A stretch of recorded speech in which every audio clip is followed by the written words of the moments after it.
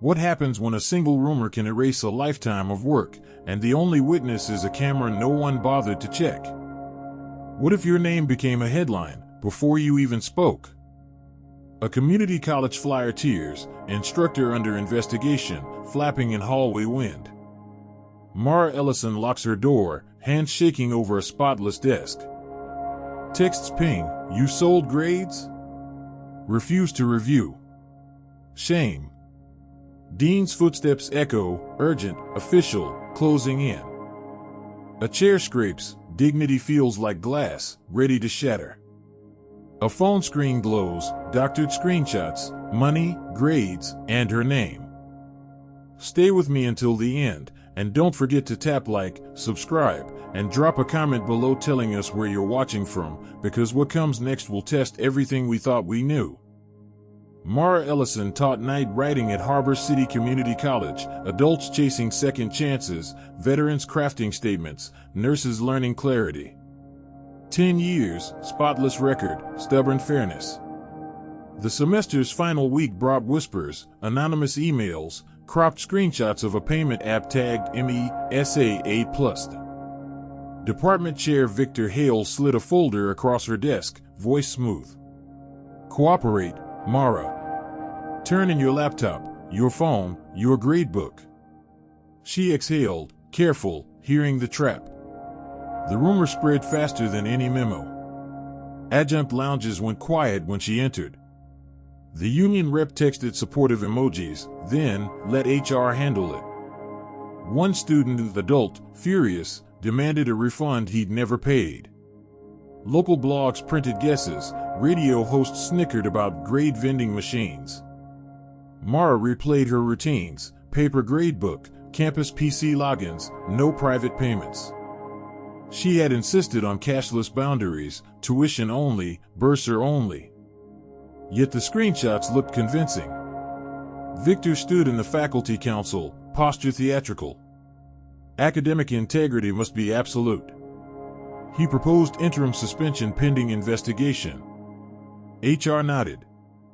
Dean Adler, cautious, scheduled a hearing.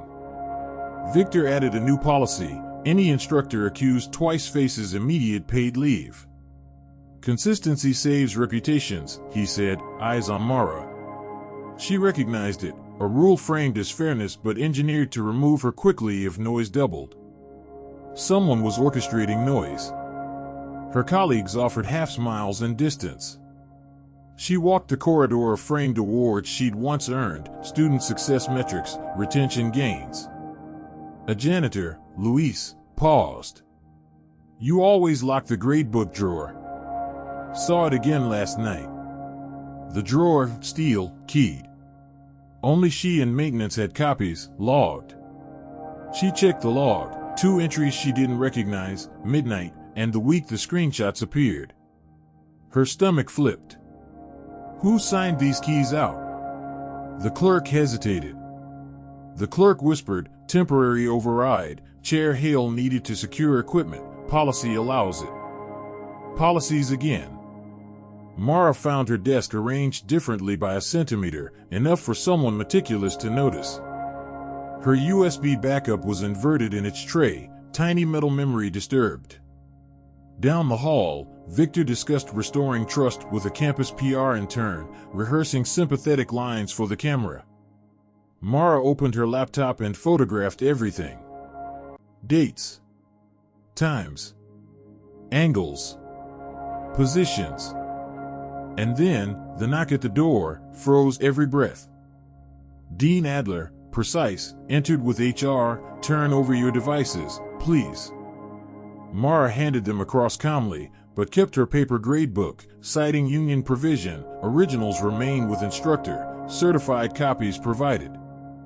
HR frowned, then conceded. Copies, now.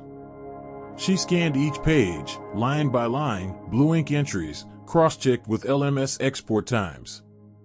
In the margin, a tiny dot she always placed between date and score as her anti-tamper tell. Every page had it, except 2. Those 2 pages, exact pen, exact handwriting, missed the dot. Her private tell, absent. Someone had swapped copies. Mara compared staple shadows under lamplight. Micro creases told a different history. Meanwhile, the anonymous email resurfaced. New image, same payment app, same timestamp, yet the timestamp font kerning drifted. She remembered a workshop on document forensics. Spacing often betrays compositing. She needed logs, classroom access, network sign-ins, security cameras near printing services. Campus security officer Denise remembered Mara from a literacy fundraiser. You always bring coffee.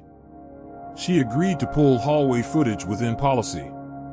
In grainy grayscale, Victor appeared at midnight with a stack of papers and a slim USB case. He scanned, returned, exited through the far door, toward adjunct cubicles. Footage quality blurred details. Denise sighed.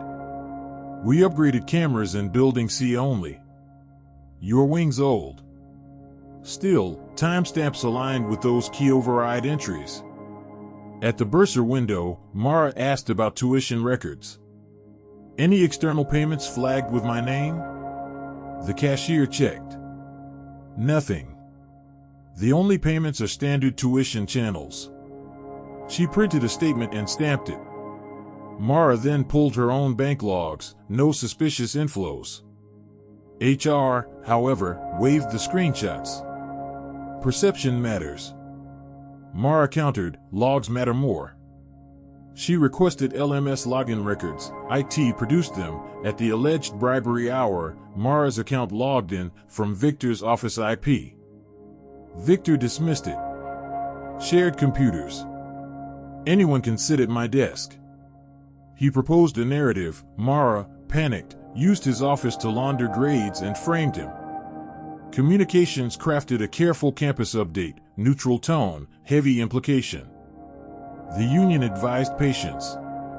Mara chose action. She visited printing services. The manager, Tasha, remembered Victor's midnight job, high priority, policy compliance, a stack labeled integrity review packets. Tasha also remembered something else, a small glare captured on the copier glass. Tasha opened the machine's maintenance panel, revealing a service log photo the tech took after a misdeed, standard practice.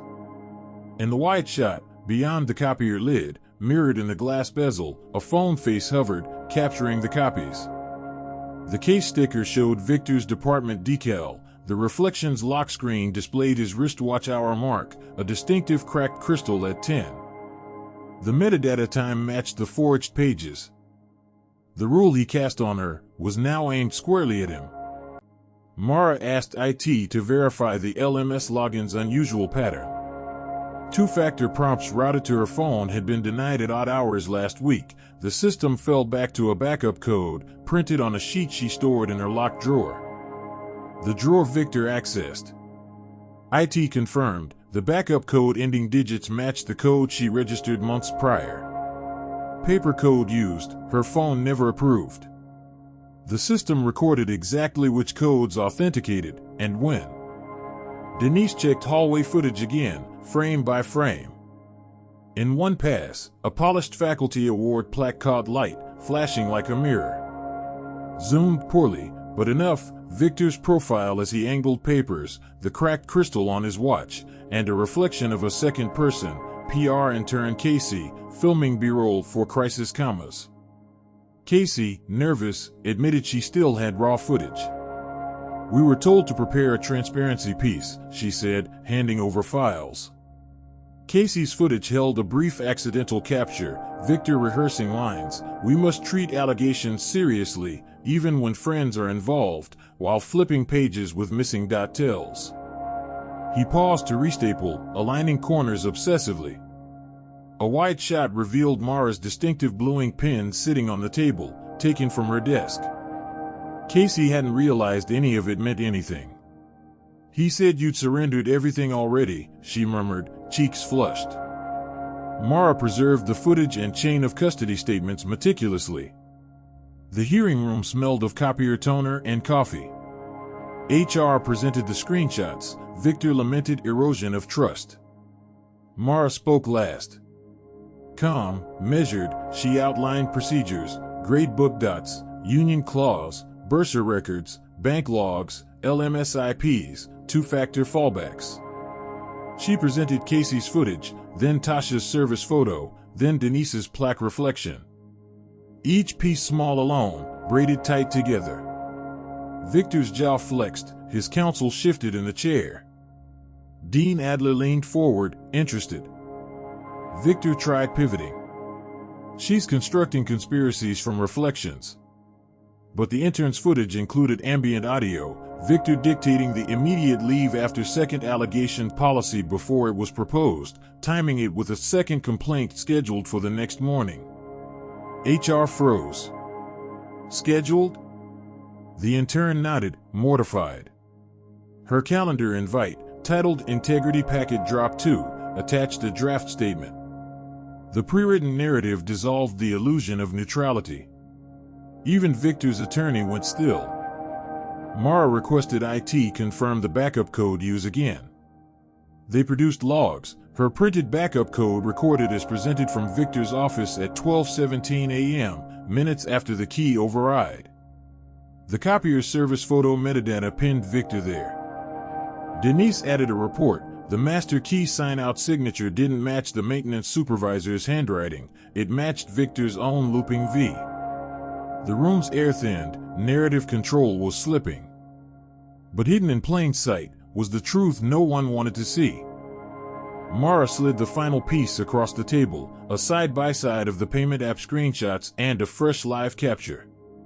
Kerning mismatches, shadow angles wrong for the office light, and a pagination bug the vendor had patched months prior, but still visible in the forged images. She'd emailed the vendor earlier, they'd confirmed patch dates. The doctored screenshots used an interface that didn't exist at the alleged time. Apple's Meet Calendar. Denise produced access control logs for the building. Victor used his ID at 11:58 p.m., 12:04 a.m., and 12:32 a.m., moving between printing services and the faculty corridor. Casey's footage timestamp 12:09 a.m. showed him speaking about restoring trust. Tasha's service photo read 12:11 a.m.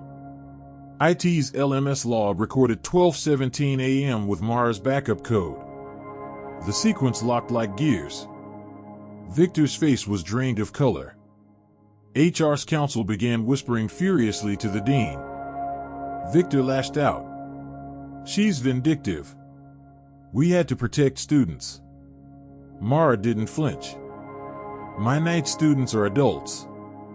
They wanted fairness, not theater.